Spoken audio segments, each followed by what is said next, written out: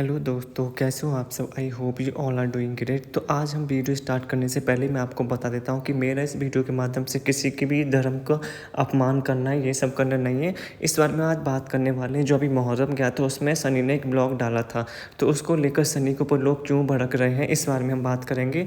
यहाँ पर जब सनी ने ब्लॉग में दिखाया था कि जो मुहर्रम है उसमें लोग आग से खेल रहे हैं, लोग बैंड बाजे मना रहे हैं, लोग बैंड बाजे गा रहे हैं, लोग जश्न मना रहे हैं। तो हम इस बारे में बात करेंगे कि मुहर्रम पे कि ये सारी चीज़ें करना सही है या गलत है। तो सबसे पहले मैं आपको थोड़ी सी स्टोरी बता देता हूँ कि मुहर्रम की स्टोरी है क्या।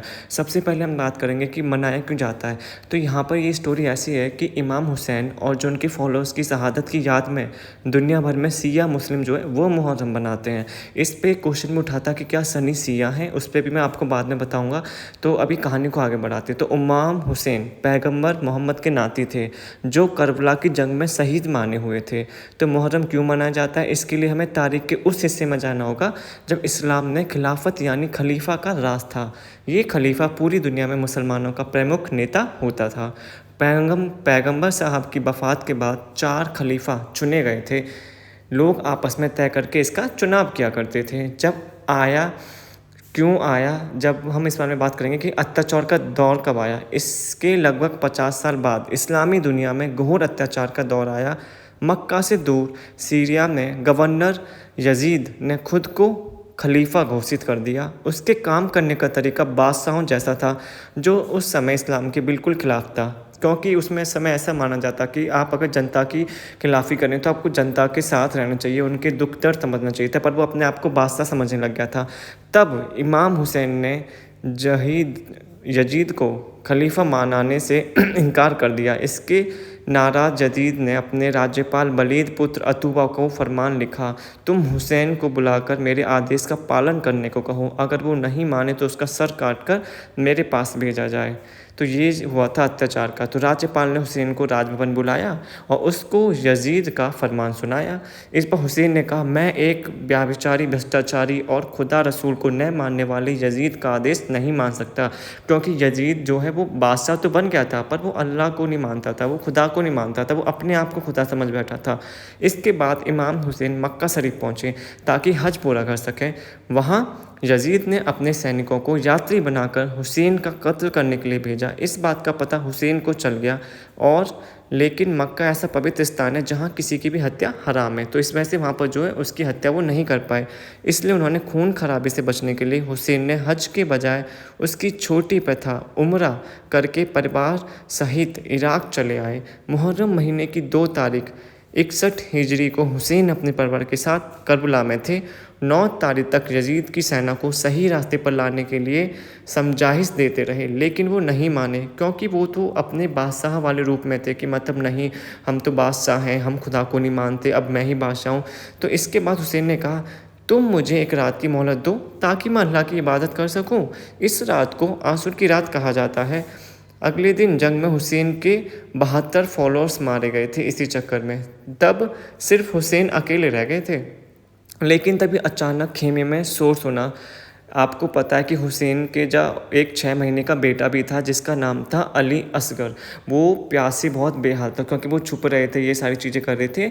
तो हुसैन उसे हाथों में उठाकर मैदानी करबला में ले आए जहाँ पर जंग लड़ी जा रही थी। तो उन्होंने यजीद की फ़ौज से बेटे को पानी पिलाने के लिए कहा। उन्होंने कई सारी मिन्नतें मांगी कि भाई कृपा करके मेरे बेटे को पानी पिला दो, प्यास से तड़प रहा है, वो मर जाएगा। लेकिन फ़ौज नहीं मानी। फ़ौज इतनी ज़्यादा कट्टर थी, फ़ौज इतनी ज़्यादा हुसैन और उसके परिवार की मतलब बहुत ही ज़्यादा कट्टर दुश्मन मान बैठी थी कि उन्होंने फ़ौज के जो हुसैन के बेटे हैं उसको पानी तक नहीं दिया, जिसमें जो हुसैन का बेटा था उसने उसके हाथों में ही दम तोड़ दिया। इसके बाद भूखे प्यासे हजरत इमाम हुसैन का भी कत्ल कर दिया।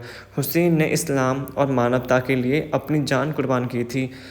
इस आशुर यानी मातम का दिन कहा जाता है। इराक की राजधानी बगदाद के दक्षिण पश्चिम के करबला में इमाम हुसैन और इमाम अब्बास के तीर्थ स्थल हैं।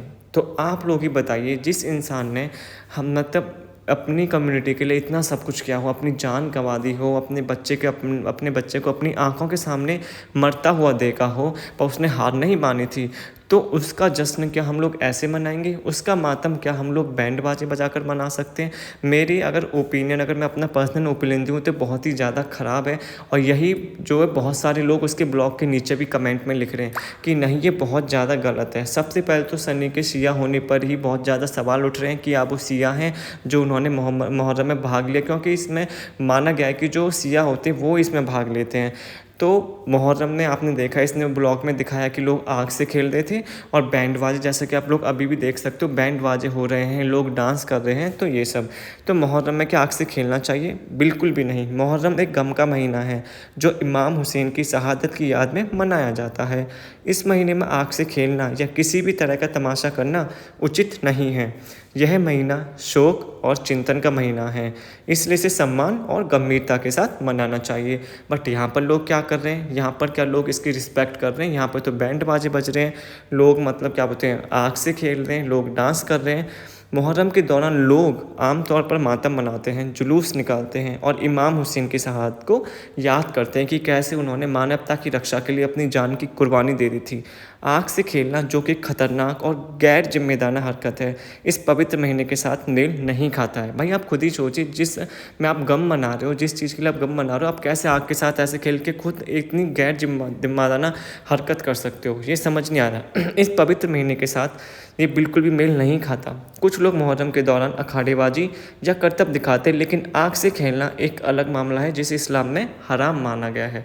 तो आप लोग भी देख ही सकते हो कि इसमें जो है हराम माना गया, बट फिर भी लोग मानते नहीं हैं। इसलिए मुहर्रम के महीने में आग से खेलने से बचना चाहिए और इस महीने का शोक और चिंतन के साथ मनाना चाहिए।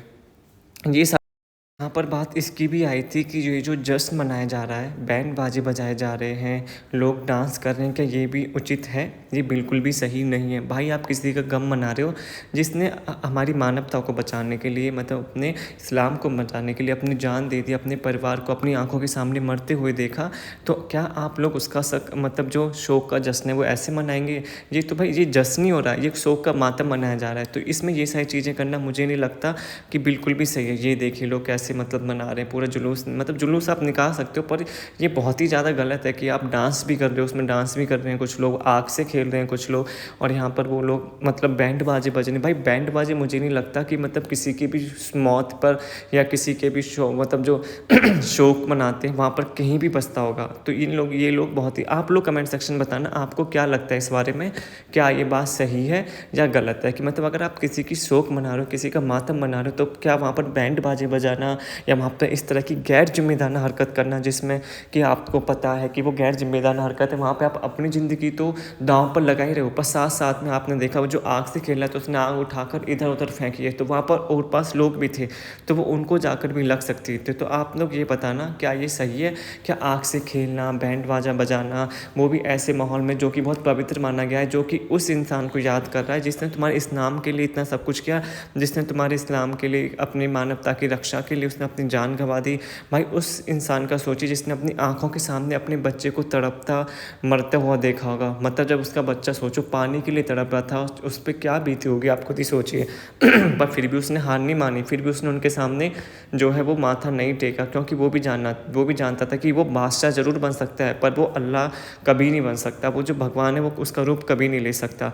जो बादशाह अपने आप को भगवान मान बैठा था उसने उसका गुरूर तोड़ दिया था, क्योंकि वो एंड तक टाइम तक बिल्कुल हुसैन जो उसके सामने बिल्कुल अपना नतमस्तक नहीं किया था, उन्होंने अपना सर कटवा दिया था, अपना सर कलम करवा दिया था। पर इस तरह की चीज़ें बिल्कुल भी नहीं कही थी कि उन्होंने हार मान ली हो या ये सारी चीज़ें करी हो। और हम ऐसे इंसान की जो मतलब मातम या शोक मनाया जाता है जिसको मुहर्रम कहते हैं, तो उसमें हम क्या ऐसे बैंड बाजा बजा रहे हैं, आग से खेल रहे हैं? इस पर आप लोग अपनी राय ज़रूर बताना। जो लोग इस कम्युनिटी से बिलोंग करते हैं, क्या उनको ये लगता है कि क्या ये सही चीज़ है या ये गलत चीज़ है? प्लीज़ मैं सही में जानना चाहता हूँ कि आप लोग क्या सोचते हैं इस बारे में। स्पेशली आग से खेलना भाई कितनी गैर जिम्मेदार हरकत है, आप खुद ही सोचिए।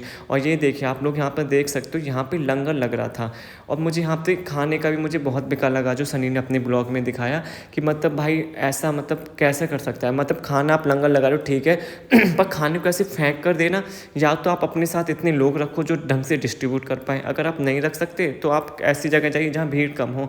यहाँ पर सनी ने लंगर बनवाया था और भीड़ बहुत ज़्यादा इकट्ठी हो गई थी। मैं ये नहीं बोल रहा कि सनी ने गलत किया कि उसने लंगर लगवाया, लोगों को खाना दिया, ये बहुत अच्छा मतलब सबसे अच्छा काम जो हो सकता है उनमें ये शामिल होता है।